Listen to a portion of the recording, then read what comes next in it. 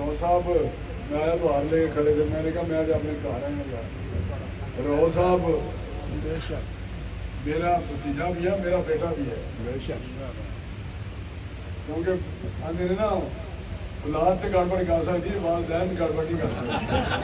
प्यो शेख मोहम्मद साहब मुगले लाइब्रेरी अंदाजा करो, बोगी के प्यो की लाइब्रेरी बनी। खुश हो और तुहाडे ते मूँह के उत्ते की मेरा मतलब किसी ने कहा नहीं, मुझे तो किसी ने नहीं कहा ईसन में आप मीटर चेंज बनाए बैठे हुए हैं, या मुझे हाजी साहब भी नजर आए थे। कितने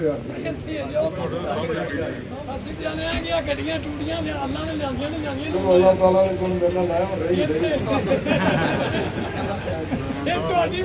शिकर दोपहरे ठंडियां छावां लभदियां नहीं, शिकर दोपहरे ठंडियां छावां लभदियां नहीं।